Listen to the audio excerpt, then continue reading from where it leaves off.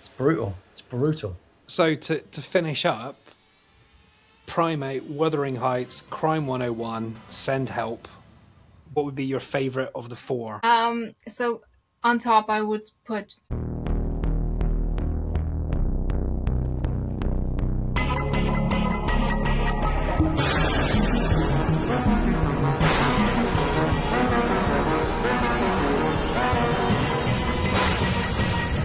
Rage Whale.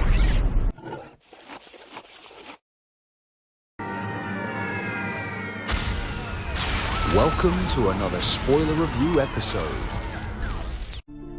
Great news, we have Brokeback Cathy returning to the podcast, this time for a spoiler special. We're going to be discussing Wuthering Heights, Crime 101, Primate, Send Help, and a few others like It's Never Over, Jeff Buckley, and Barbie? Anyway, back to the episode. And if you really enjoy this show, go back and listen to episode number 136 to get to know Brokeback Cathy a little better. Enjoy! Oh, just a reminder, it is a spoiler special, so just be warned. Let's get started. Fair enough. Welcome back, everyone. Today we have returning special guest, Cathy, Brokeback Cathy. Thanks for coming back again. How are you doing? I'm doing fine. Thank you for having me back. Amazing. Back by popular demand. Yeah, me and Drew were saying as well, like we've got to have you like as a regular if you're up for it. Every now and again, pop on to talk about a recent film or whatever's come up in the recent months as well. We've got Peter from New Jersey, and if we can have you from Austria, that's a good kind of litmus test of Europe and America. I'm in. Fantastic. Fantastic. And Well, our first female whale as well. We were saying a female whale to the pod. The Because first? literally, we were saying that a pod is that's the kind of that's nickname a group for of whales. whales, so which is awesome. Yeah, a pod of pods. Well, no, we have tons of women guests, and we've had a few come on multiple times. But it'd be good to have someone that is like proper dedicated to film, that has got some time every now and again to come on and like have a chat with us. Because the other ones it's just as and when occasionally or things like that. So it'd be good to have like regular input from you. And I've really enjoyed your recent reels as well. They're proper funny. They're really good. Thank you. Genius. We're not going to talk about them. They don't exist. What? I mean, Why? I don't know which ones we're talking about, but Well, you're All doing like ones. 6 ones now, which I think is genius. What ones? the most recent one. The most recent one, she's doing a lip sync thing. It's very clever. It's like, Yeah. what the hell are you talking about? Diddle-diddle-doo. It's much better than that. But that Can you do it for us? No. I'm kidding. that brings on to one of the films we won't talk about it yet. I'll intro what we're doing, but like you did the video about Mark Ruffalo. I fully agree with you. On that one. As Yeah. a straight heterosexual man, I fully agree with Yeah. Kathy's comments on Yes. Mark Ruffalo from Crime I 101. get so many comments for this video, and it's always the most embarrassing ones that get the most attention. It's normally the case, I think. But that's you're doing something that's a bit different, because I see like there's loads of like the people that we all follow, all the sort of filmy people that do fun little videos and stuff like that, and most do similar to what we do, like just reviews or stuff like that. And you're just doing some like random comedy little skits that have got nothing to do with movies, but you're putting a movie element into it, and I'm Yeah. like, that's clever. That's clever. It's really clever. It's clever. Or even the bit you write as well, like plays on your mind and go, I see how that's all connected. Like, yeah. Wasn't that So- one where you're holding two like figurines Yeah. in one of the videos you did? Yeah. And you're talking about, I can't remember it fully, but I remember at the time going, that's hilarious. That's genius. Thank you. Well, today we're going to do some spoiler reviews. So hopefully you guys have seen it. This is coming out fairly soon after they've been out. Well, 2 or 3 weeks after they've been out in the cinema. So I'm sure you've seen it and you're listening to this because you want to hear us discuss about it. So we might talk about other things, but we've got Primate, Wuthering Heights, Crime 101, and Send Help. And as a bonus, I went to the cinema last night to see a film I presume neither of you have probably seen. Anyone seen It's Never Over? Jeff Buckley? I saw your video that you posted just an hour Literally just ago. remembered it. Yeah. Yeah, Yeah. that's You what I know, saw. I doubt anyone's. It's only in the cinema for like one day. It's not. It's like a documentary, and it is incredible. Does anyone like Jeff Buckley or know Jeff Buckley? Kind Thanks of. to you, yes. The guy who rings a bell for sure. Okay. Well, this is just a shout out. Everyone download, which is also a bit of a crime if you get the vinyl, as Kev is the master of vinyls. I have right here. But yeah, and it just fell over. But yeah, so yeah, Jeff Buckley, Grace album. Listen to it. It's beautiful. It's incredible.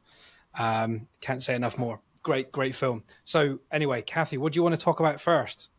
I think we should talk about your film first. Is it my film? It's not our film. Yeah, I think you did a very good job directing Wuthering Heights. Cast it Thank very you. well. Oh God, Yeah. no, please. Oh God.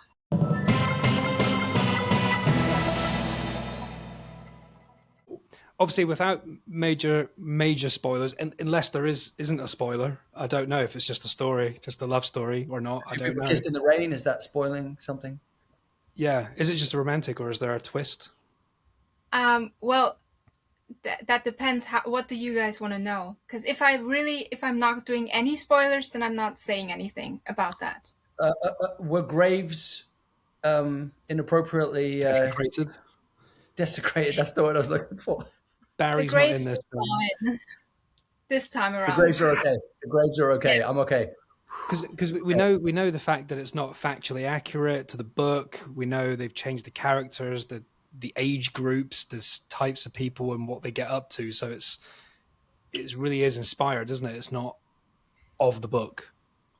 It is not at all a faithful adaptation. And I think if you go in blind and open-minded, then you will actually enjoy it.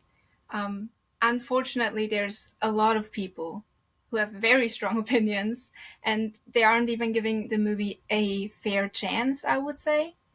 Because even though I've loved the book, I still love the movie. It's possible. We exist.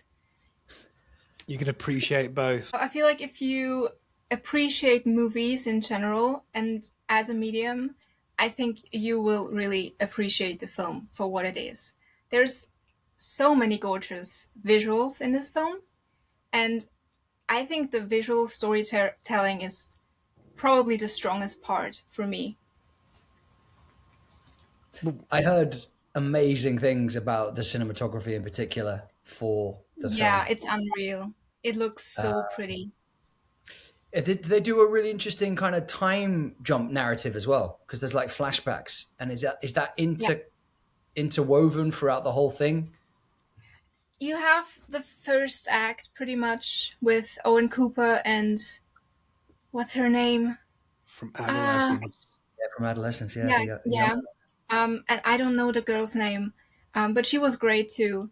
And then you have Charlotte this Millington. right, and then you have this time jump to when they actually are Margot Robbie and Jacob Elordi. So I would say the first act is really building their characters, and then you jump into the actual story.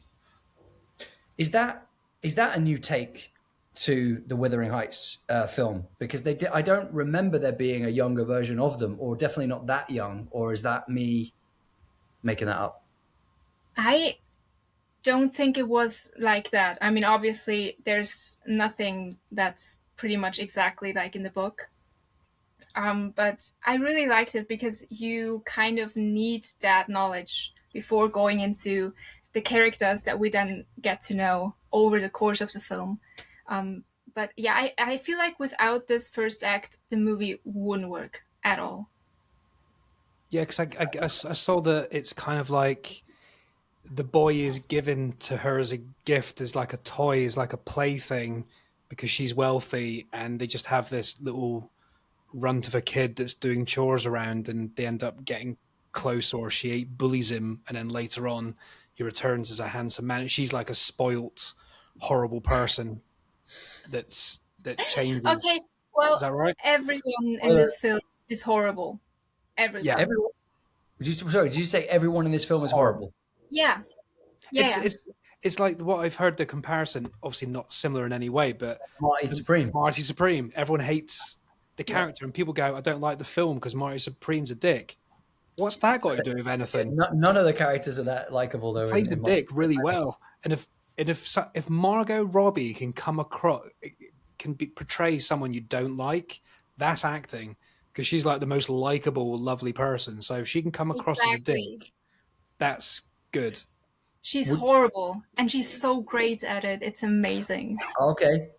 See, Do you know what? that's That's actually sorry. I was going to say I didn't. The film's interesting to me, but it's I think the subject matter is what puts me off. I'm not as interested in this story, but the visuals, the outfits, the costume, and Emerald Fennell. That is, the person who did Saltburn is doing another film. I'm sold. I don't care what it's about. I'll give it a go, because Saltburn really, it wasn't anything. It didn't get a big hype, and I just went to see it, and it was incredible. And as soon as people saw it, that's when the hype started, because people were going on about the crazy scenes. But even if you take away those crazy scenes, it's beautifully shot, it's well directed, well lit, cinematography, everything is stunning, and the story's cool. So I expect Wuthering Heights to be a cool story, irrelevant of the book. Yeah, it is. And really, if you like her directing in general, then I'm pretty sure you will enjoy this film too, even if it's just for the visuals. Just a quick message to thank you all for listening to our show, whether it's through Spotify, Apple, or YouTube. If you are enjoying, why not follow, click to subscribe, and leave a 5-star review. Also, a reminder to follow us on Instagram and TikTok for fun clips from the show. We love and appreciate your support, and thanks for sharing us with friends. This helps us to grow, improve, and continue creating. Now, back to the conversation. Is there a fair bit of dialogue, or is it not? It doesn't look dialogue heavy, but I guess I can't really tell from a trailer. But I would say most of the storytelling is happening through visuals. There is Ooh. dialogue, but and actually quite a few lines from the book, which was surprising. I didn't expect that. But I would really say would honestly, even without any sound, I mean maybe the music, but without any dialogue, this film would have worked too. have you seen like a film called Fish Tank by Andrea Arnold? Have you seen any of those kind of films? I don't think so. No. Fish Tank or Wasp? The only reason I say that is a lot of her stuff is very kind of art house, very kind of indie. It's all done visual storytelling. There's hardly any dialogue, but any dialogue that does take place is just very kind of raw, and yeah, real. It just, when I saw the trailer for Wuthering Heights, it just reminded me a little bit of kind of Andrea Arnold. Just thought I'd throw that in there. That's a pretty obscure film. I've not heard of that one. Oh, dude, Fish Tank is amazing, man. I'm going to just quickly pull up a little poster of it. I recommend it, man. It's got Michael Fassbender in it. Before he was like huge.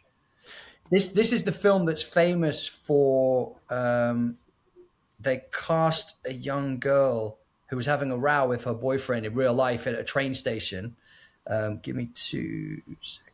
Fish. But I think with like Wuthering Heights, I think it's like interesting that people are against it because of the book, and it's possible to like two things that are different. There's so many films out there that's about a book or about a story, but it's based on, and it's changed the narrative, and it doesn't take away from the real one or the original one. It's still a different.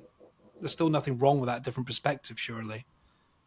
Well, it's almost like when someone, just does a cover of a song, but they just do their version of it, and you're like, the original's still really good, but they've just had their take on this song. It's just amazing. This is the poster for it, Fish Tank, and it's Katie Jarvis. Oh, I have seen that. Phenomenal. That's Katie like I have. Jarvis. that 10, 15 years ago, something like Yeah, that. man. Yeah, Kathy, I've that I've is seen that. Proper like seriously, British gritty sort of thing, isn't yeah, it? brutal I'm kind of adding it. added to the list. Yeah, that's not what I expected you to show me, but as soon as I saw that person, I was like, oh, Yeah, I you have know. seen that. Yeah. I think it's brilliant. I still think it's an absolute masterpiece. Fish tank, genius. But Kev, you know what I mean now? Like how there's not much dialogue in that film. It's all very visual. Like Yeah. she does a lot of stuff with like 1 minute you'll see like ladybirds crawling across a leaf, and that's during the day, and then it'll jump cut to moths like hitting a lamp, and you're like, it's nighttime. And the way that she uses the kind of scenic kind of nature to tell what time it is for the characters, it's just mind blowing. She's a genius. Yeah. Yeah, I like it when someone does something a bit artistic or a little bit different as well. It doesn't have to be a normal film if it's got something different. And like talking about films that are not quite like the book, like I think we mentioned last time you were on a little bit about what's it called, the Housemaid, and Yeah. that got a big hoo ha because it wasn't faithful to the book, but everyone says it's better, you know.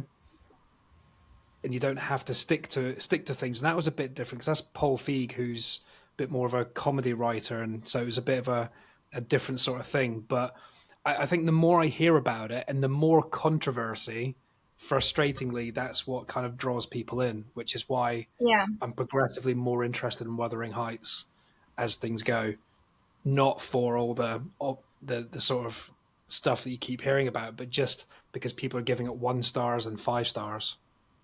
Yeah. That means I it's mean, I interesting.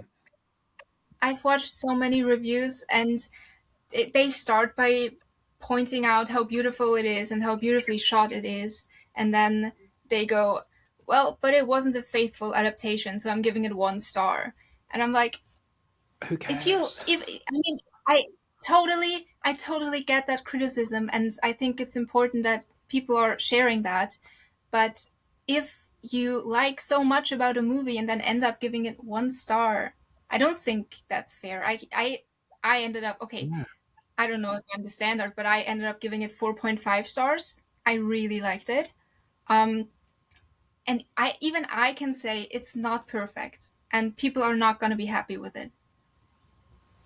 But if she had said, "I'm doing Wuthering Heights. This is an adaptation of the book," then fair enough, criticize away. But she's made the point that this is her 19-year-old self who read the book and the way she imagined it, and how her imagination took her off on a different angle. That's how she imagined it. So she's doing her 19-year-old from the 80s like thought process of a story. You know, the inverted commas Wuthering Heights. So she's given it. She's told everyone. Like, so why are people? I don't get it. Complain if there's a reason, but there's not.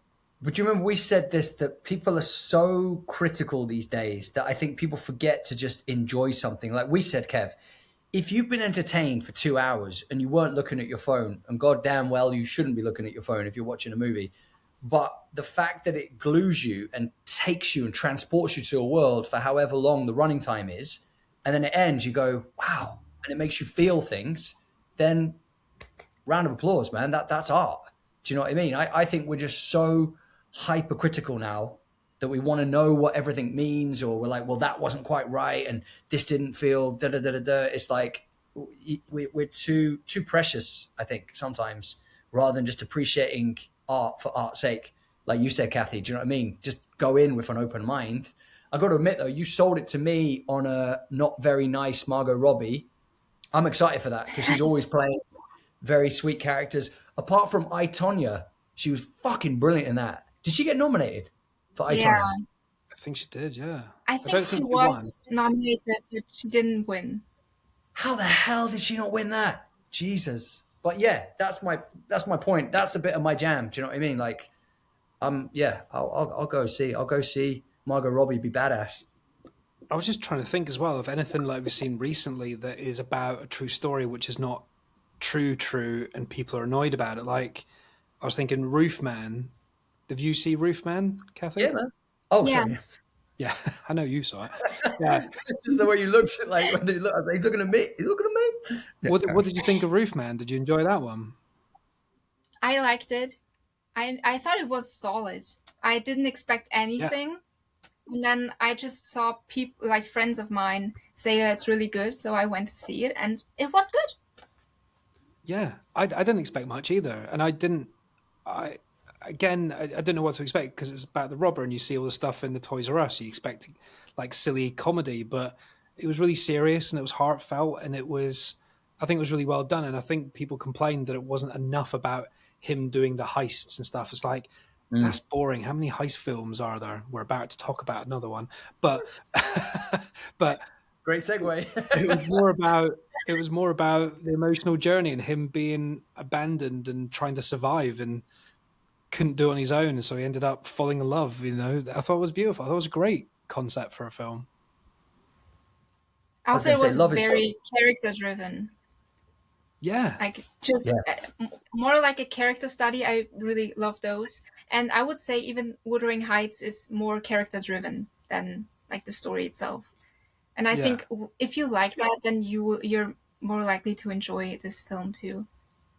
I think it'll be in the cinema for a little while as well. I think it'll be a good month that film will be in like because Margot Robbie's producing and she knows what she's doing.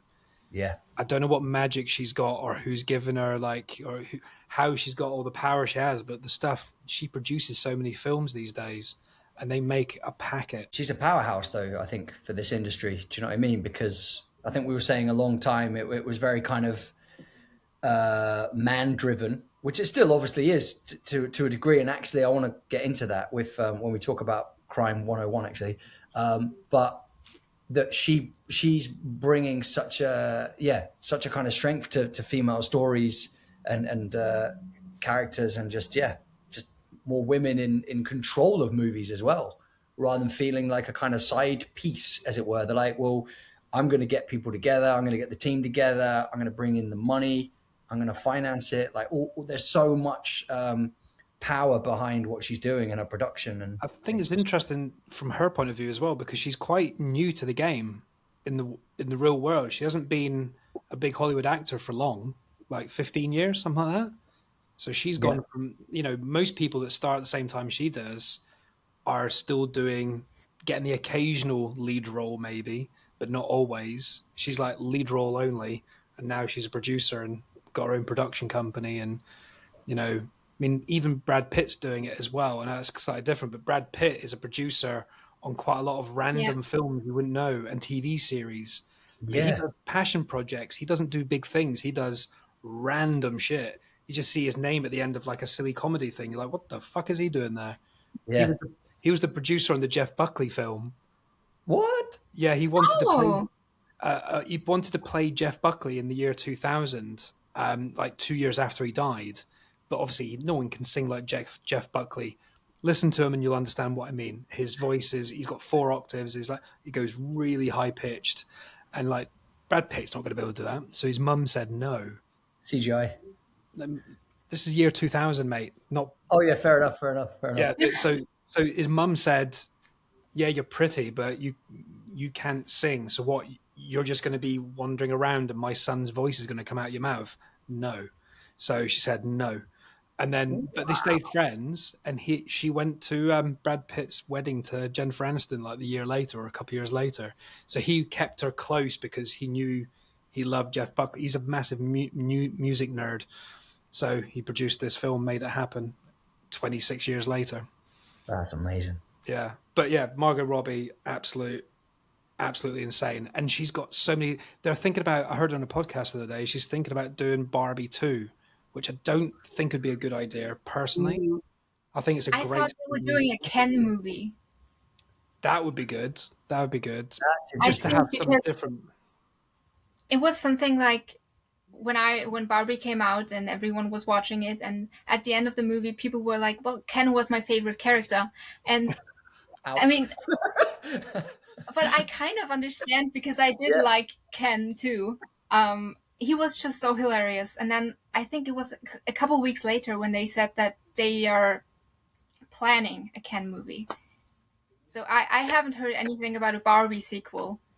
Yeah, well, I said they could do Barbie 2, but it could focus still more on Ken's journey and Barbie appearing in or something like that. But that was the irony, because it was a major feminist film, and who was the best character? Everyone knows Yeah, it's Ken. exactly. But, But but Ryan, go on. sorry.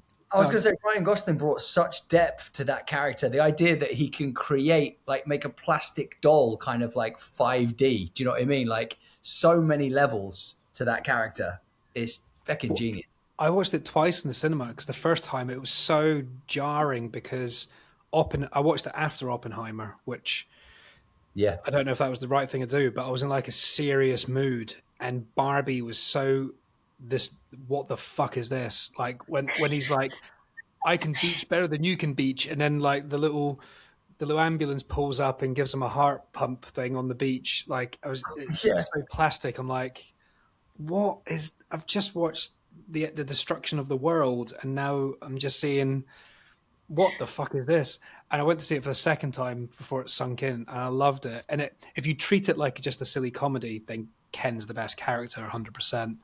But it's only good because he leans into the fact that he's an idiot, Yeah. and the patriarchy is the wrong way to do it. And yeah, I like the What way you're saying, how clever it is, though, because on one level, it's kind of like surface level, funny, Barbie, good fun. But on a deeper level, it's literally about boxing women, like keeping women in a box, which obviously Barbie was in a box. And it's about breaking out of the box because of how the kind of misogynistic world and just how Ken gets corrupted by the real world. And I thought, wow, that's deep. When he leaves the dream bubble of kind of Barbie land, he gets corrupted by the men and goes, no, we need to show these women that we're, this and that. And it's like, isn't it funny when he goes to the real world and all the men are chatting to him? Yeah, it's funny, but it's not really. Like the funny bits when he's in the real world are actually heartbreaking. It's like, no, that's what I mean. No, I know that's what you mean. I'm just elaborating on it as well. Like it's like the fact that, is that how the world sees men? Actually, that's how I see men. Not me, but men. Listen, I mean, no, yeah.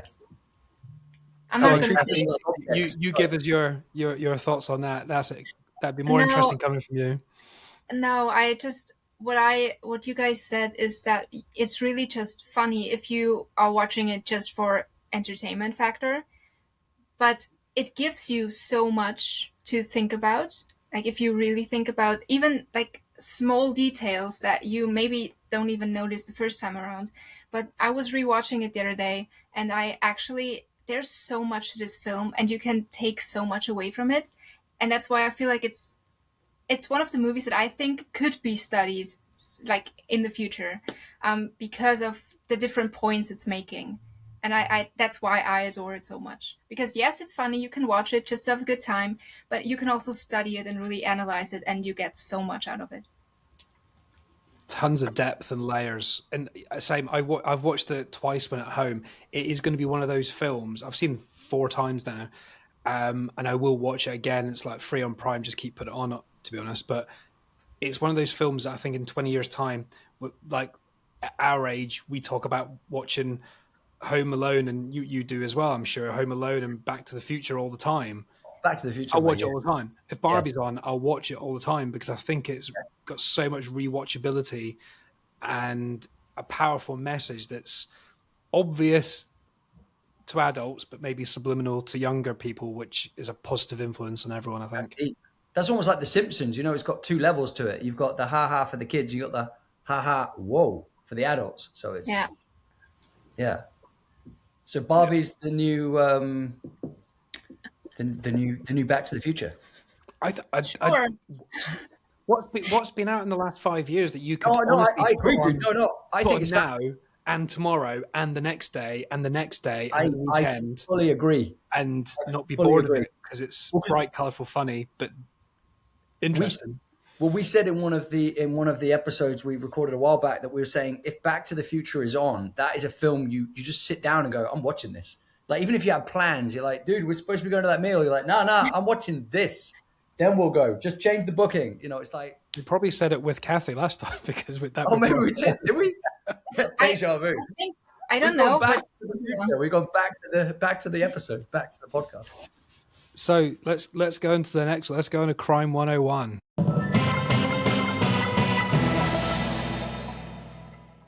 Kathy, tell us Yes. what is your thoughts? I know one of your thoughts. Keep Well, it no to one one. of yours. Yeah, that's all I got from this film. Just No other thought. Ruffalo. Yeah, that wasn't. Get rough with Oh Ruffalo. God, I can't say this on the internet. Yes, you Oh, can. You already have. It's allowed. It's allowed. yeah, it doesn't matter. what? Why did you like Ruffalo as like nothing about the film? Just like as a woman, why do you like Ruffalo more than bloody Thor, Chris Hemsworth? Was it I the think we were character talking. or was it the individual? No, I think just him as a person, he does so much work. I mean, when you see him on the red carpet and he has a camera and a microphone in front of him, he goes for it. And I appreciate that because we need that. And I'm so glad that he does it.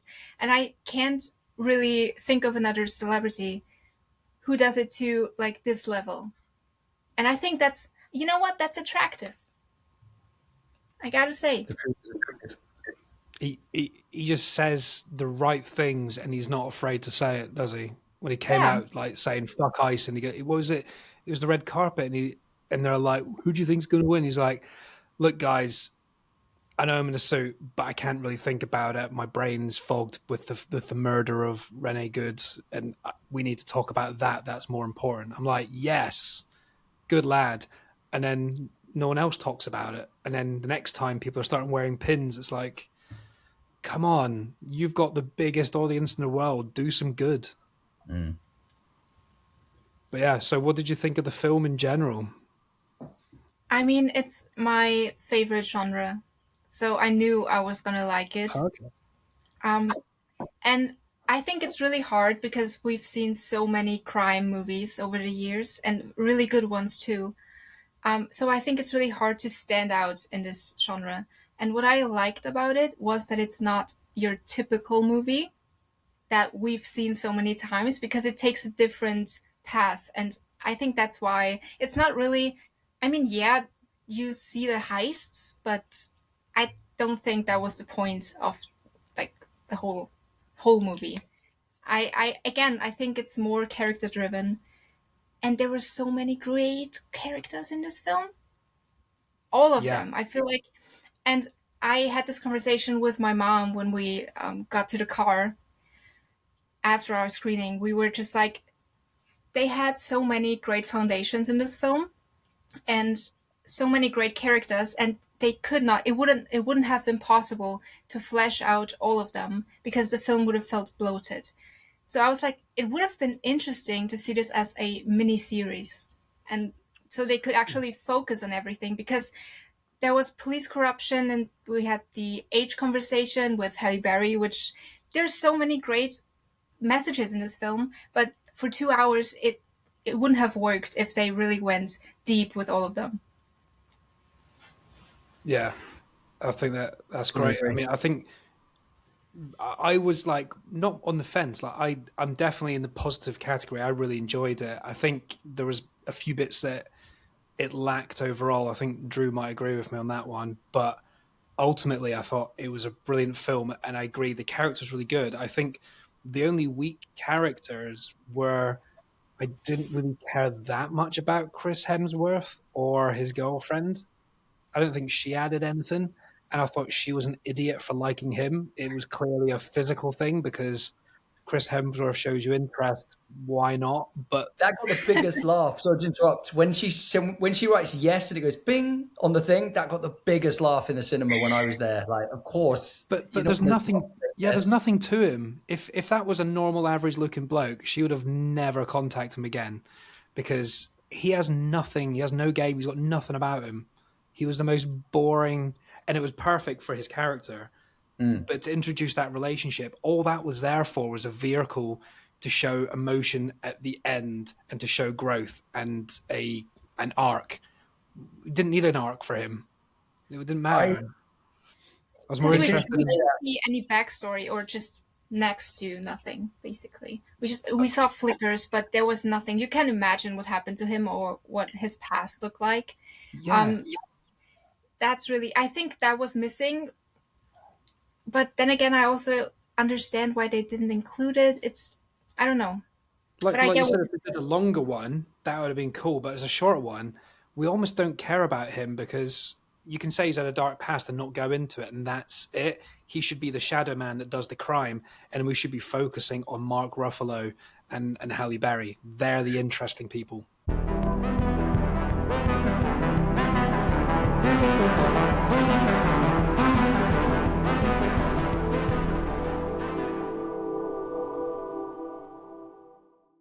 It's interesting to say, okay, so I was going to say, imagine, I don't know, maybe keep the same name if you want for the movie Crime 101, but I was saying, imagine it starts with Halle Berry, right? And it's a bit more kind of Erin Brockovich. She's trying to rise up the ranks. She's doing some swindling for some of these dodgy kind of like insurance deals. She thinks she's going to get the rise, and they sit her down and go, listen, it's not going to happen this time. Da, da, da, da, da. You see her kind of chatting, and like time goes by and she's meeting people, and da, da, da.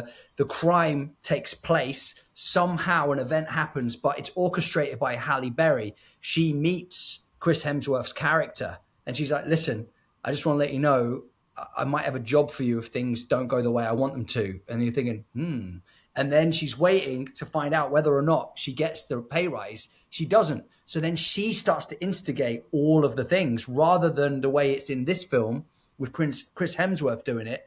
I think it would have been so much more fascinating from her point of view that she's the one kind of moving all the pieces. Do you know what I mean? I feel like you should do movies. So I'd love to write movies. I tried to write one, but they're a bit too complex. But I was saying to Kev after watching Crime 101, I was saying that I think that instead of it being Chris Hemsworth, I think he's got so much charisma, don't get me wrong, and there's great little moments. But I was thinking if that was Cillian Murphy, you've still got the kind of good looking aspect, but you've got the kind of Quirky, interesting. You've got the quirky, oddball, very kind of subdued. He can do so much with his eyes, and like that idea that when the girl crashes into him, he could really be like, oh, he's still very worried about, he's spinning lots of plates and he's concerned. It's not about, hey, let's go on a date. It's kind of like, I need a distraction from what's going on. I don't know how to escape this life that I've created for myself, and I'm concerned that it's getting the better of me. I felt like he's trying to reach out for her to kind of cleanse his soul. That's what I got from it. He's trying to find, like in Heat, when De Niro's character meets that lady who I think is a nurse, and he's like, I need some light and goodness in my life because everything is dark. Everything is bleak. Because especially I just don't think it was done that well. Like it's no. I agree. They added comparison with Heat to it. It no, wasn't. No. But like he was. It's going back to Barbie again. Remember the Helen Mirren does the narration in Barbie, and she goes, "Well, if you want someone that looks ugly when they're crying, you don't cast Margot Robbie." Like they say that in Barbie. Oh yeah. It's the same for this. If you want someone to play a bit awkward and a bit with women and not that confident, you don't cast Chris Hemsworth. Yeah, I think he's a good actor, but this was not the role for him. Yeah, I think you guys were right.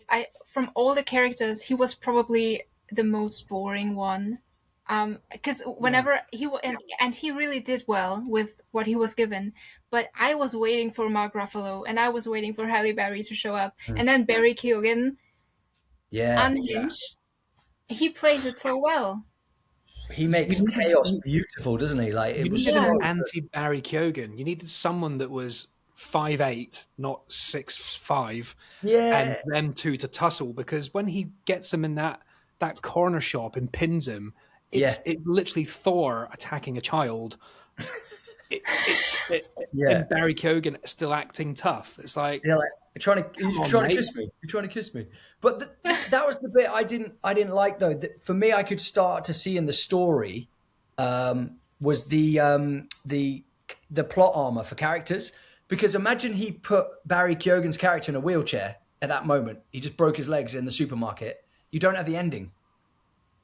Do you see what I mean? It felt too much like he wouldn't have let him get out of that supermarket, not like fucking in a hospital. Well, no, the point is that he doesn't hurt anyone. He doesn't hurt anyone. That's the whole point of the film. Yeah, I guess. He doesn't hurt a single human being. So he's Except basically the Barry. BFG. He's just a big friendly giant. Like, Yeah.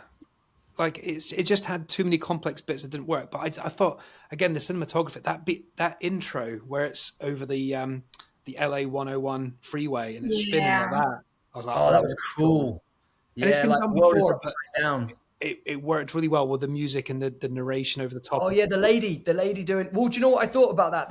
That's an amalgamation of everyone though, because everyone's worlds change, Yeah. Because and it then caps at the end.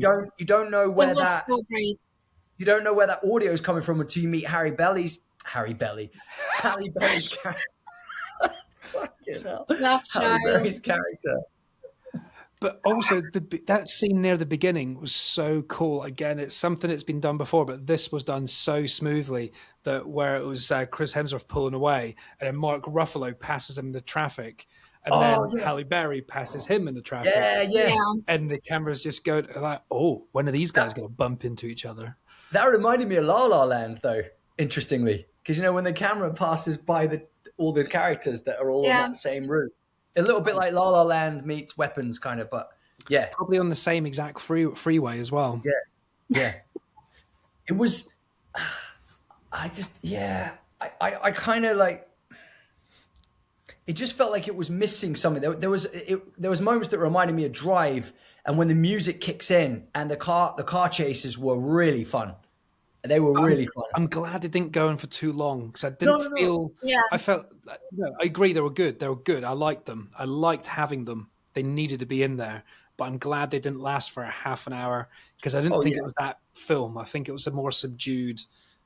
Let's have a look at these characters and stuff, as Yeah. opposed to explosions and blowing up and shit like that. I'm glad it didn't go down that route. But for me, it was probably just above average. It wasn't top notch, and I think the only thing that let it down, as I said, was the Chris Hemsworth storyline. He didn't need a girlfriend. She didn't add anything. She's good, but she didn't add anything to the actual overall story. Really, Yeah. I didn't think personally.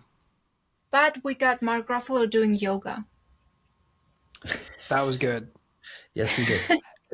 Don't you like how they made him have a glow up by literally all that changed in the film is like he went from a baggy suit and a mustache to shaving. no mustache and Yeah. clothes that fit him. He you was know what getting I- his life together. Yes, he really was. Stop I smoking. was really hoping at one point he was going to take a picture of the guy in the back. Like when Halle Berry's saying, "I'll set you up with this guy." Da, da, da, da, da. I thought he was going to take a picture, like be really smart about it, and then she's going to be like, "Well, hang on a minute, that's not the guy." And then he was going to be ahead of what Mark Ruffalo was doing. So you've now got two of them are playing each other, which I thought would have been more interesting than just him playing him. Does That's that make more sense? heat, though, that isn't it? Though that's more. Oh no! But I mean the fact that Chris Hemsworth's character pretends that he's like, "Oh yeah, that is the guy," but now he knows that that's actually a police officer. Yeah, I quite like. No, I get that. That would have been a good. That would be interesting. I did like the fact that he didn't know who the cop was. He didn't even know he was being followed. Like, Yeah. he didn't have a clue. And I did not, even though I've seen the trailer and there's a trailer sequence of them talking to each other in the car. Yeah. In the car, I was still surprised. I did not expect him to. I was like, oh, that's the scene. I did not expect him to go in there. Yeah.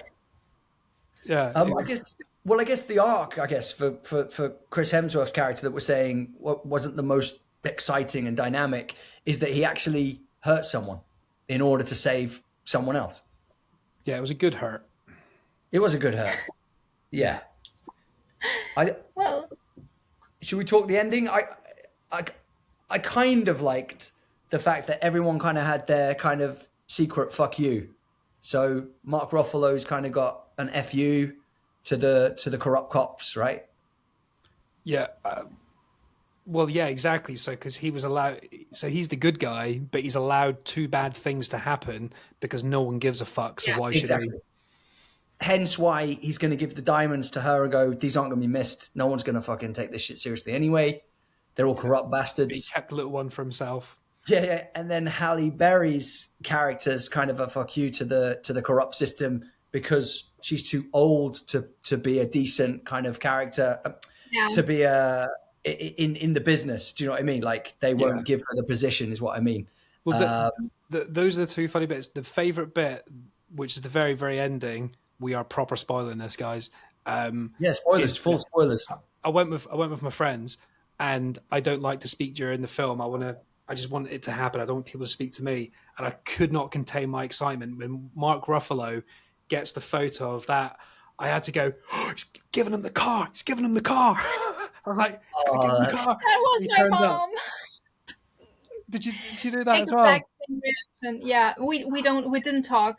I never talked during the movies, but Yeah. that moment, that was the moment. I couldn't contain because everything was wrapping up so nicely, and I don't like when a film wraps up perfect because you can kind of see it a mile off. But this was like everyone's positive. It's all positive. It's all, but with that, like you said, the fuck you in it. Was it me though, or did it remind you of a Christopher Nolan Batman film though? Because like where I'll tell you why. No, hear me out, and you might be like, holy shit, actually yes. So at the end of The Dark Knight, right, you've got Michael Caine is setting fire to a piece of paper, which is the truth thing. You've got Lewis Fox is pressing a key on a button to erase everything. You've got Batman taking the fall for Harvey Dent. Like everything's wrapped up so beautifully, and they're all interconnected. And it's the exact same thing with this. You've got him taking the jewels from the thing and giving them to Halle Berry. You've got his character handing over the keys to the car that was his car. Then you've got him handing the photo to the girl of his past. Everything is being wrapped up, but it's all interconnected with all of the characters. I can see what you mean. Yeah, I think the two most unbelievable things in the film for me were the fact that Mark Ruffalo was doing yoga. I've done yoga a few times, and I would not have the balls to go and do it in a female class. I've been to like a man only yoga because that's weird. Just bending around like with there's flat twins. There's all sorts of stuff going on. It's quite inappropriate to be downward facing dog in a room with ladies. That just seems so inappropriate on a multitude of levels. Happen, guys. Things happen. But the other thing. A question though. Go on. For you guys. Do you think at the ending or after the movie ended, do you think Halle Berry and Mark Ruffalo's characters got together? 100%. Yeah. Okay, good. Yeah. I feel like she moved into his apartment for a bit. Yeah, they were together. Yeah. And okay. Does anyone know how old Mark Ruffalo is? 58? 54?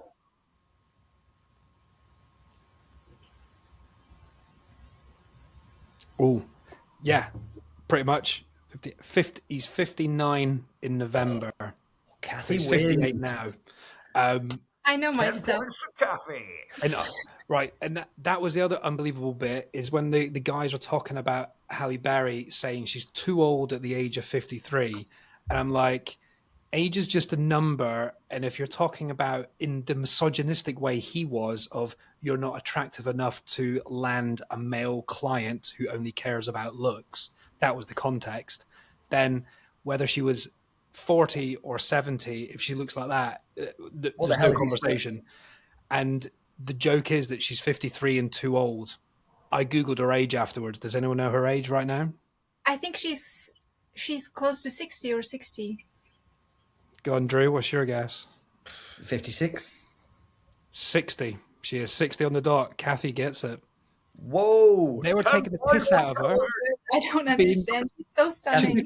Cathy is killing it. Taking the piss out of her for being 53, and she's 7 years older than what they're taking the piss out of, and still better looking than anyone half her age. That is mental. And they tried to make her look normal by her opening scene was putting makeup on, and she still looked great without makeup.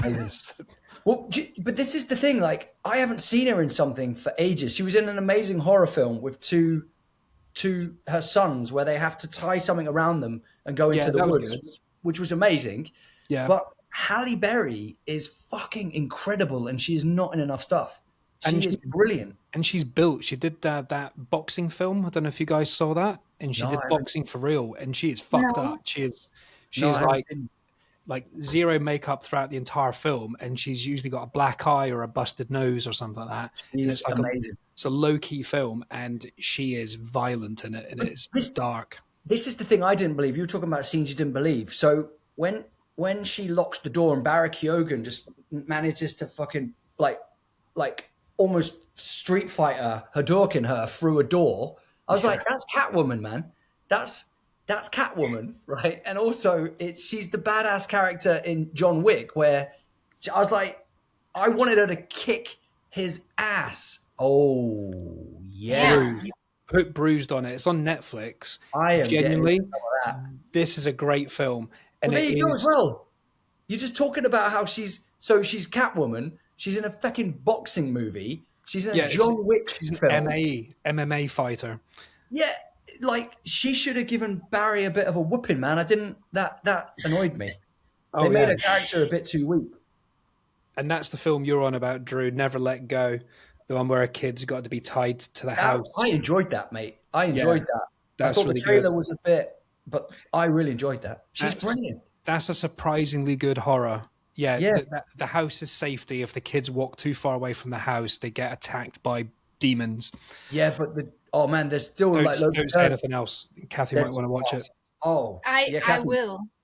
add that You're to the giving list. me so many recommendations. This is great. But that's great. At least you can come on the show and you can go away with movies to enjoy, and it's a new experience. Well, let's do another movie.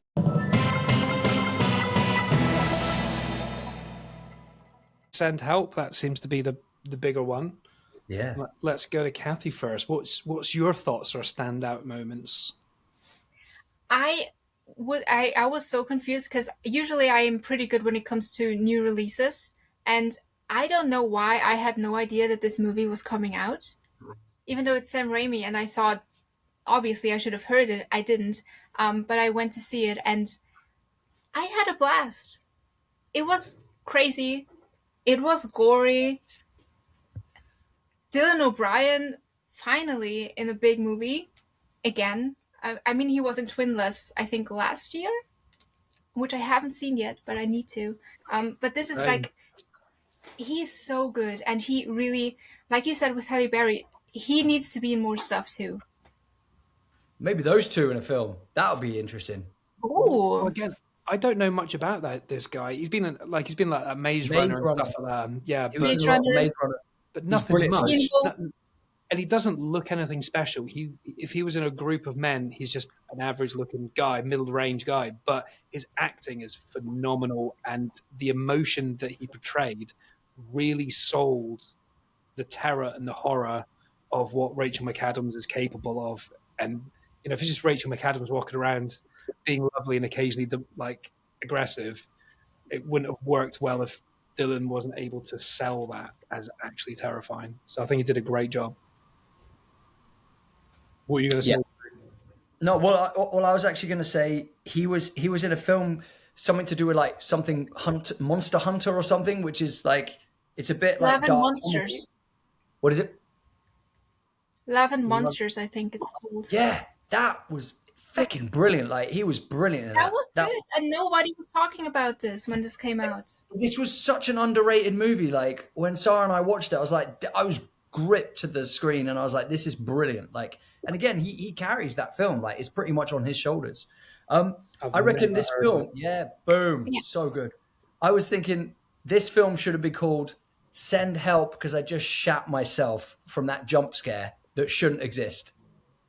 I did not jump as much as you did, but guys, I kid you not, my bum actually left the seat. I was scared I might have dropped something in my trousers. I was so scared because I didn't expect it to happen. The people next to me jumped as well. I don't know if they jumped because I jumped, but everyone just jumped. And you heard about the dream sequence where the demon appears. Yeah, and again, though, to talk about how much of a blast it was, it just went down so many different kind of genres. Because you're like, this has no right to go down the psychological route and the horror route, because it feels like it's an action. But I guess obviously that is kind of Sam Raimi's kind of style, because like Drag Me to Hell is very kind of like dark comedy, action, horror. But I love the twists as well. Like, I don't know if we're going into spoilers now, or I thought I love as well how Rachel McAdams, they tried to make her look like normal, down and out lady It was But very gradually, 90s, wasn't it? Put some glasses yeah, on it and take her off. Put her hair yeah, on. it Down. reminded me of what is it? She's Not That Into You. Do you remember that one with Freddie Prinze Jr.? Yeah, that's It it. was very much like that, and they tried to do that to Rachel McAdams. But I was Such a like, cliche. you, you can't cover up a kind of natural beauty like that. And but you know what I really loved about it was I cared.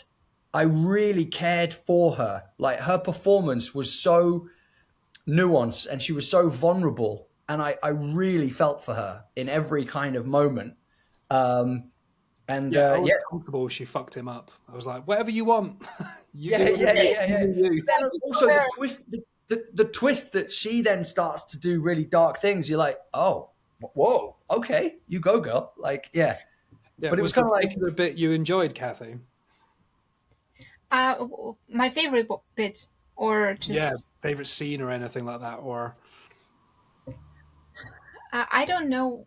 I mean, every scene where she just goes crazy. That was amazing because she does it so well. I didn't think it was going to go down that path, but when it did, I was like, yeah, there's no other way. This was the right way. And after everything she went through, it's okay. exactly, yes, exactly. I didn't know she was so revered. There's so many actors that have come out saying they like back in the day when she was doing things like Mean Girls and other stuff. Huge Hollywood actors now have studied her audition tapes and copied it to do their things. I'm like, I didn't. I mean, she's clearly good, but I didn't know she was as revered as she was. she's in one of the True Detective things, man. She's in season 2 of True Detectives, and she's fucking brilliant in it. Absolutely fantastic in it. What was I going to say?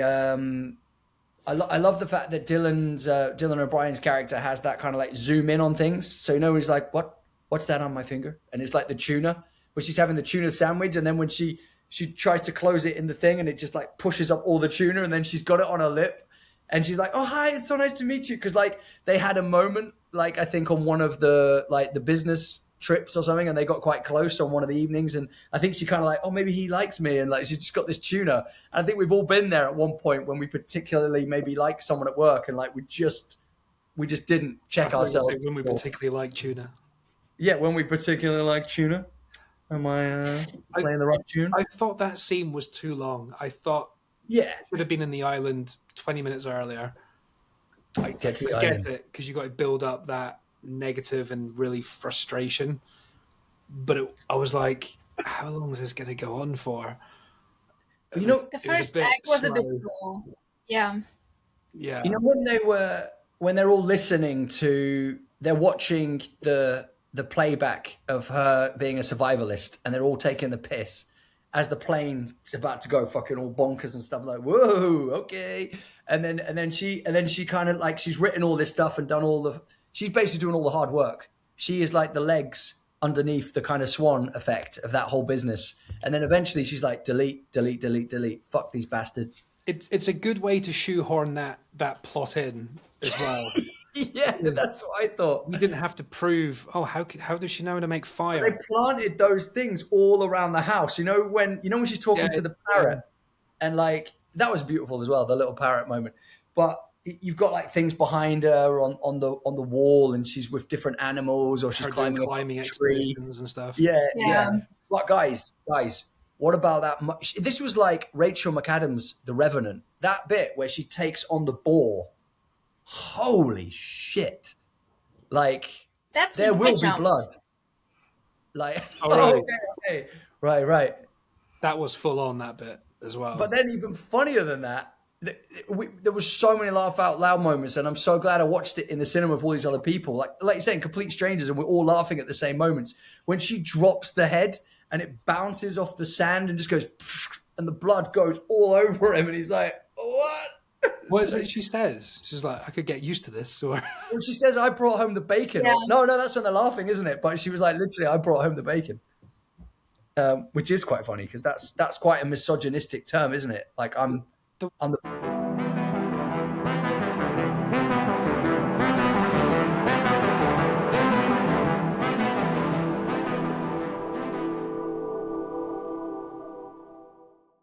breadwinner. Yeah, there was so many good moments in the film, and I think, as I said, once that slow bit at the beginning, but the airplane scene itself was good as well because it showed she was quite vicious when she picked up the fork and stabbed Oh that. yeah, fuck you. Yeah, that was. But again, survivalist. She had to. It was that or get dragged out. Yeah. See the bit about the private house on the island. Did anyone guess that? Like Kathy, did you ever think that might be a possibility? I thought it was weird when she got the knife. So that's when I started thinking maybe she found someone or something. But I didn't think it was going to go like full on house. I don't know whoever decided to buy a house there. But I mean they had chances to the boat was there. She was just like, nope, we're gonna stay here. We're gonna do this. And I appreciate that. Did you pick up on this really clever moment though, which it wasn't until the house is revealed near the end, where she says you don't want to go past those funny rocks because when you go through, the plants will cut you and they're very poisonous. And that's on the way to the house that she's trying to keep from him. But I genuinely was like, oh, she really cares and she's trying to stop him getting poisoned. Did you pick up on that? I thought it was just where the boats were because we'd seen the boats at that point, I think. So I think I mean, I got it wrong clearly, but that's what I thought at the time. I did think it was dodgy when she had all this perfectly cut fruit and sushi, and he even says, like, where the fuck did you get all this from? Like, you haven't got this on this island. Like, what is this? This is like come from a you're deluded and you just trust and you just want to get fed, don't you? So you're just like, she's really good. Yeah, but also he'd just eaten a fucking dung beetle that had like all the ink in his mouth. He's like, with a black tongue. And you're just watching him make a complete tit of himself trying to build a hut, and she just does it with such ease. It's like Mary Poppins version on an island and just him just struggling. Like, I didn't think it was going to go as far as it did as well. I thought she'd avoid the boats for like a couple of weeks so she could get a leg up with him in the sense of the business and be like respected so that when she goes, oh, I found a boat, she gets promoted or she becomes head honcho. I thought that was going to be, when the girlfriend arrives on the boat, that's when everything changed, I think. It couldn't go back. Why did she bury her so badly, though? If you're going to try and get rid of...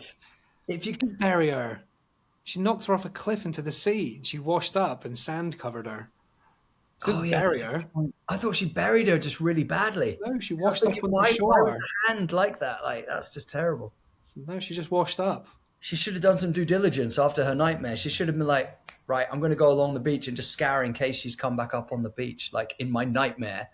But she was dropped into the biggest ocean in the world. She didn't expect her to wash up 20 feet away. And where was the other guy though? Like, how did she perfectly come there with the ring and the other guy that she was with that was looking after her? Where was the guy in Australia somewhere? Fair. Did we see him again after he was gone? Yeah, I think he was gone. Okay. He was absolutely gone. I did not think she'd do that at all. Because like she was cowering as well. She's like, maybe it would just happen without me intervening. And she had to give him a nudge. But we were all tense at that moment because we saw her slip. So the fact that that's your plant and payoff in the film, that we know what's going to happen, and she's guiding them, and you're like, oh no. Again, a little bit like Crime 101. It was really enjoyable, and but it was still not perfect for me. But it was just like, I had a blast. I can't knock it for having a great time. Yeah, it was a lot of fun. It was weird that it took like her eye wasn't removed. Like his thumb was in there for a good 4 minutes. Like, and I thought her eye was going. Physically saw his thumb. I forgot that in the side of his eye. Most people when they do it in the films, they push there. Yeah. But I was like, pop goes the weasel. Like I thought that was going to really come out. Like, and then I was like, it was weird. Like if you watch that back, the editing when the thumb's in there, they're still rolling around, and then somehow it comes out, but the eye doesn't come out. And you're like, how is she still? I looked away. I couldn't look at it. Oh, really? I had that's probably a more realistic eye gouge. That fight sequence was brutal. Yeah. And then doesn't she stab him with the bottle or something? Or like, I can't remember. There was some crazy moments, crazy fights. But she tried to protect it. Oh, that's the bit. Sorry, guys. the twist moment, spoilers, guys, when he makes the meal for her. And I was like, oh, that's really nice. He's doing a nice thing. And then she's there going, Yeah. I think everyone could see that a mile off, though. I think. oh, okay. I was, maybe the romantic in me was like, oh, maybe they will get together. Like, maybe, I don't know. Like, I don't know. But This yeah, is gonna be a romance movie at the end, yeah. yeah, just a romance. Well, yeah, it's Rachel McAdams. It's like, it's romance on an island. Right, last bit before we move on. Then, what do you think of this squid scene? If you know what I mean, Kathy. The one where he eats, or Yeah.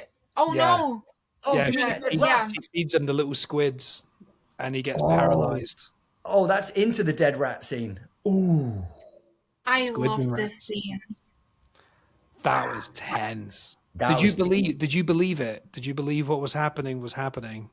I wanted it to happen. Yeah. Whoa. Wow. I'm sorry. Different. Okay. Wow. Wow. Okay.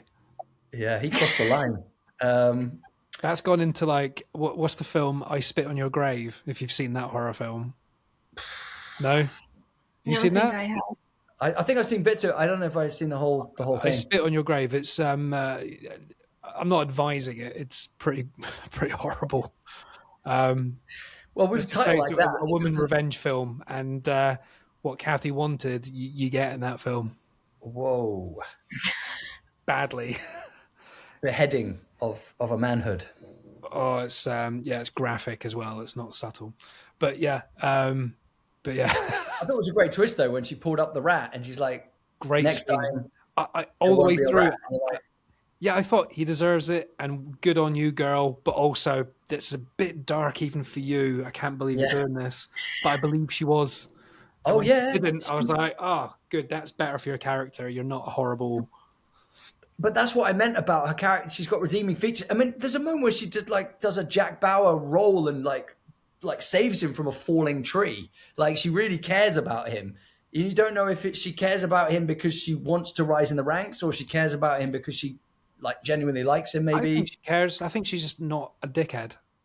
I think she's becomes a a bit. nice person. Yeah. Yeah, I think even at the end, there's no point I did not like her. I thought, even though you've done this, we'd still be mates in real life. Yeah. Even if you told me you did that, I'd be like, yeah, play good golf. on you. Yeah. And then I love the fact that it's getting made into a book, that it's like this whole thing. Not that she orchestrated the whole thing, but it's brilliant how she was able to monetize this whole fuck up, basically. Incredible. I think that only happened because he died, right? I can't even remember. Yeah, I think so. In that. Yeah. Oh yeah, with the golf. She fucking boom, and it cuts to the actual golf. She hits him with the golf club to end him. Oh, okay. So we don't. That's it. We don't see him die, but we're No. But then it smash cuts to her on an actual golf course, which is a great bit of editing. I don't think she would have done that if he stayed alive. She would have kept him as a prisoner for as long as she could, if she could. So she only probably left because she was bored, because she was on her own. Yeah. You bore me now. Kill him. Yeah. I wonder what happened if she just got bored and went, I might as well go back now and say I'm a survivor, or a boat forced her to like confess a little bit. Yeah.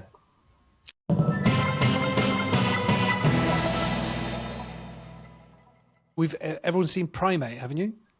Yes. So we'll just do a short one on this. So yeah. So to you, Kathy, first. What's your take on this film? I was on the monkey's side. Just don't keep him as a pet. You know what I'm saying? Valid. I mean, your own fault. So Yeah, you keep a massive dangerous animal, shit goes wrong. Yeah. She had a massive danger, like a little cat can hurt me. I'm covered in scratches from her playing, and like, when they just start enjoying purring because they're like nestled up in They you. make dough. They do that, and you look down and you're like cut or They're just bleeding. Oh, I love you so much. Oh, thank you. yeah. And then you're talking about an ape that weighs the same amount as an adult human man. Yeah, they could crush your head like a melon. Rip your face off. I mean, there's loads of studies of that, of people, of like monkeys literally Well, taking there's that. people's faces In off. real life, there is that poor woman that got deformed by a monkey going. Ape. Chimpanzee. A chimpanzee going ape. Yeah. Shit. Yeah, I thought it was like, I don't know what you thought. Again, it was one of those films where the beginning was a little bit not boring, or slow, but it felt generic, and it was going to be like a Very by the teen. book. Yeah, I was going to be like these teen books. I'm like, I'm getting too old for this shit. I'm not feeling it. And then when it changed, I was like, I'm actually, the tense ramped up, and Drew shat himself in Send Help. I tend not to. I don't get react to jump scares. I actually shit myself. Let's just be clear here. Like, pants, leaving the cinema smelling of roses. Like, we're all good. Like, it's not like I can't control my. Yeah. Well, I was saying to Drew, right, I don't really get jump scares, and like if I'm in the cinema with my partner, you can tell a jump scare's coming because the music starts to get like goes, it ramps up a little bit, and my partner goes, just hides.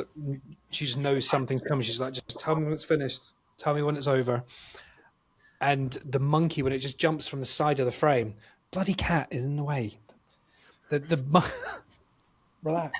The monkey just jumps out of frame for a second, and I literally jumped because there was no music, there was no notification or signaling. It just happened, and then he just started bashing her fucking head in. I was like, fucking hell, shit my pants. I thought it was a masterclass in tension building. I think if anyone talks about what movies are tense as fuck, it's definitely Primate.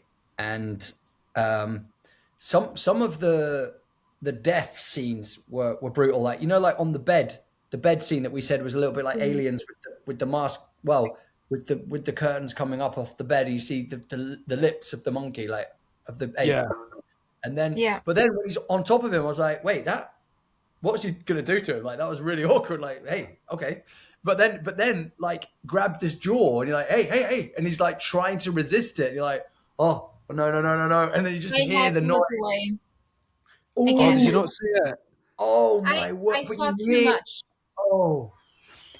Did you see it when the dad comes back at the end and walks into the room, and that's how he's alerted to there's a problem? Did you see the aftermath? Oh. Yeah. Wow. Just no lower jaw, just a tongue dangling where his throat was. Jesus. That was Terrifier territory. That was good. Oh yeah, I forgot it was me and you. We didn't talk about an episode, did we? We were talking about like the horror films. I was saying to you like the scene where the chimpanzee's looking for the two girls and they're in the closet, and when they're trying to get the mobile phone, and it reminded me that they matched up. What was it? Halloween, Alien, Shining. Because Shining. like the cupboard is like in Halloween where he bashes through, which the monkey did. Oh, and Alien, and then his face goes through. Yeah, like Shining. Yeah, that's it. And then he gets close right up to their face and is drooling, and the girls are doing that like an alien. It was where Ripley's like, yeah. But it was deliberate. It wasn't like, oh, that's a coincidence. It was like shot for shot, deliberately. Well, I'd say it's homage, right? Homage. Yeah. I didn't make it as a rip-off or something terrible. I was like, that's cool. Yeah. But did you actually enjoy the film? Did you think it was a good film, Cathy? I thought it was decent. It wasn't my favorite, but I'm also not the biggest fan of like too gory. I enjoy it, but like I said, a lot of the times I had to look away. I did see a lot, but it's not something that I would say I enjoy. Like, I don't enjoy someone, getting torn apart. But I really liked the beginning. I think the first 5 minutes where we see the first, like in the cage outside, I think that was really strong. And I thought, okay, if the whole movie is going to be like that, it's going to be great. And then it wasn't all throughout the film. That's fine. I did have fun. And I also really liked the fact that there was an actual man playing the chimpanzee. That was cool. Yeah. I was worried. I had to Google that afterwards. I don't know about you, Drew. Was it Andy Serkis by any chance? Because he does a lot of... No, it was a smaller man. It was quite a small chimp. Oh, like a dwarf or...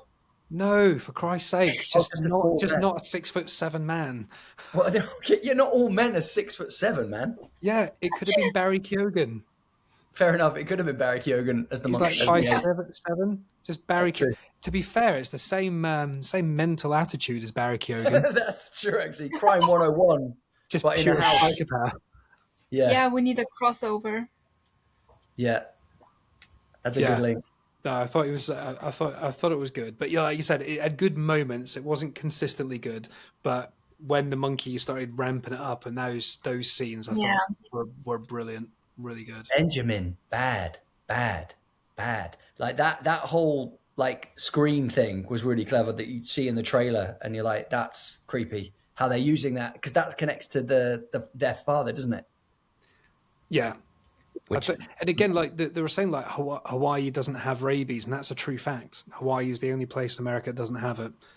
But if you Google where Hawaii is in the world, but then nobody knows where the mongoose collected rabies from. I mean, collected. Like, can I get those rabies? Thank you. Flew across, and then I mean, poor Ben just having a bit of a bad time of it with the mongoose.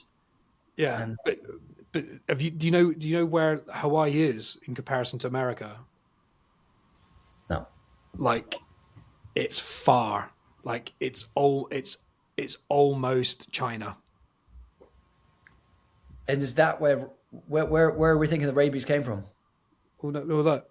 Oh no, that's me saying China's got nothing to say with anything. I'm just making a point of distance. That's just a cool app you got, dude. That's Google Maps. I've just zoomed out, you muppet. No, but you made it almost. Yeah, but you made it like a globe. Like, yeah, I've never seen that version of it. Zoom out. Wow. How dare you? Fuck's sake! I magic. Right, so there's America, there's LA, right, and there's loads of islands like Cuba. So you expect Hawaii just to be like there somewhere, yeah? Just like there. Nope. There. That is a globe. It's in the middle of fucking nowhere. That's Hawaii there. Wow, that mongoose must have been knackered, and that's probably why it fell. Yeah, it's close. It's almost. It's like 2/3 of the way on to like China and Russia. It shouldn't even be part of America. It's just an island in the middle of this everything. But I wonder if the people when they're writing the script going, okay, so this mongoose, where's the mongoose come from? Like, how far has it traveled? Because Hawaii is in the middle of fucking. I mean, how far do mongoose fly south for the winter, or they migrate, and it got lost. And this was one hell of a mongoose. Yeah, I felt sorry though, like the bit where, yeah, well, yeah. I mean, the mongoose had a hell of a time. Rabies killed Ben, but when Ben's pointing to his arm, that's really sad. Like, and he's like, she's like, I can't help you. Bad time. Yeah, that was really sad. And then she pushes into his infection. I was like, ooh, that was. I mean, obviously he's attacking her, he's trying to kill her. Yeah, but unfortunately, towards the end of the film, no sympathy for anyone. Everyone just dies rather than me. But do you remember we were saying? Do you remember we were saying though, Cathy? Have you seen Scream? Yeah. The first Scream film. We were saying that again. Maybe it's a homage though. In Primate, when the girl runs to the car and gets in the wrong car, and then Ben has the blip blip, and that opens and he's trying to get her in the car. Basically, that was great. That is pretty much shot for shot, very Scream, the first one. Yeah. And again, just really nice homages, I think. I really disliked that girl in the film. The girl that's clearly the annoying one. Yeah, well, she's running off with. I just hated her all the way through the film. And then at the very end, when she ends up almost being the savior and getting in the car, I was like, oh, she is good. Okay. I started liking her at that point. I thought, okay, she's a better character now. And then she just gets fucked up. I thought she'd win. I thought she'd get loose, at least drive away to help. Redemption story, but no. But that's what's good. That's what's good about horror. You don't know what's going to happen. You think you've got, okay, that's the heroine. No, that's the heroine. No, everyone fucking dies. Everybody put the heroine down, please. And then the bit that was really powerful again, actually, and this reminded me of Scream, is when you have the deaf father character, when he returns home. I love the way the audio cuts out. Yeah, that so was tense. And she's like running and everything going on, and it's all like, And he's just Yeah, like we're in your his unpacking, world. he's Yeah. like getting his keys and he's looking around and it's all normal. Well, not normal to him, but he's like, what the hell's going on? He just thinks Where's a the party's party? happened. Yeah, because there's a Yeah, beer bottle. this is the worst party ever. Like maybe they're reading books or something. And then you just see all the chaos happening in the background. And then it's like, he's not aware of any of it, man. Like it's brutal. It's brutal. So to finish up, Primate, Wuthering Heights, Crime 101, Send Help. What would be your rating, Cathy? Not per each one. Like, what would be your favorite of the four? I'm guessing I know your fourth, but what's your And first? how many whales? What's your 1, 2, 3? No, we don't. Let's not elongate it. We never did that. We need It to was wrap up, but we need to pick like what's the order of the best four films. So on top, I would put Wuthering Heights. Right. number one. Yeah. Ooh. I maybe it's the art kid in me. I don't know, but I really thought it was beautiful. And We need then to see it. second, Crime 101. Then Send Help. And then Primate. Did I miss anything? No, No, that's it. that was all four that we Yeah. talked We did about. talk about Barbie a lot, and I mentioned Jeff Yeah. Buckley, but Oh, Barbie they're is the- on top then. okay, Yeah. Barbie's. Barbie- Oh wow. Okay. Okay. So this episode is going to be a review of 4 recent films. What was the best one? Barbie. Brilliant. Go on, Brilliant. Drew. What's your top 3? Well, I haven't seen Wuthering Heights, so that has to kind of go to one side. But I am Or very Wuthering excited. for it. Heights. What? Or Wuthering Heights. What did I call it? Withering. Withering. That's a whole That's different not thing. such a All good. the That's same. not such the good heights. I It's don't just a think- Wuthering I don't Heights. think at any point in that film does Jacob Elordi. Is it wither? Is he withering? Jacob Elordi. Nothing withers in that. Nothing withers in that rain. No. Okay. Crime 101. Yeah. Send Help. Primate. I Fair. think we're all in agreement. I did Yeah. really like Primate, but I did as well. But yeah. Send Help is clearly an overall better film, and Crime 101. Oh, here's a quick question then. If you could watch one of those films again tomorrow, which one would it be? Crime Crime 101. 101. But that's because it's rewatchable. You can't watch Primate Yeah. again. I'm done. Doesn't mean Yeah. it's any lesser. But it's interesting you didn't say Send Help either. Is that because you feel like once you know it, you know it? Like, Yeah, that's done for me. That was a great film, but I don't think I'll watch it again.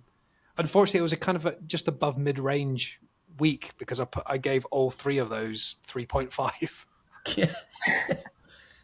just your average week. But Jeff Buckley, I gave 5 out of 5. So Ooh, I need to listen to your video on that.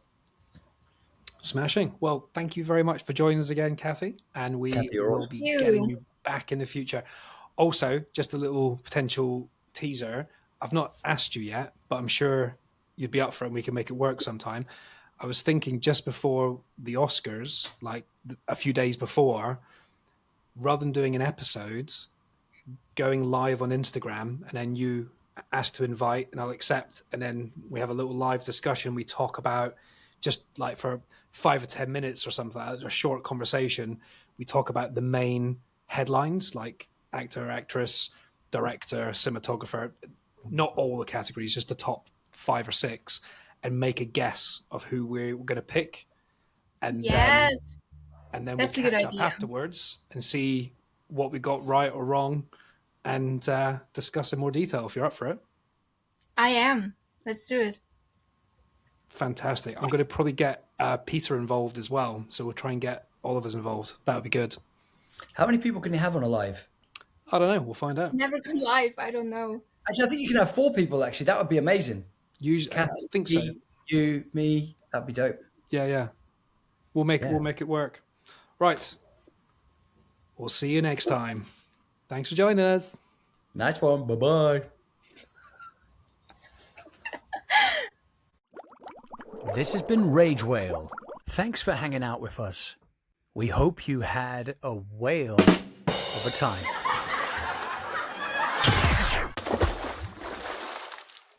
Thank you all for your continued support, and please do check out our other fun episodes with many great and interesting guests. And just to let you know, we're also on YouTube if you want to also watch us. But do give us a follow on Instagram and TikTok, and we'd love a cheeky 5-star rating on here if you had a moment. And if you do want to support us further, we do have merch. The links are here and on our socials. It's ragewhale.tmill.com. Thanks for listening. Have a great day.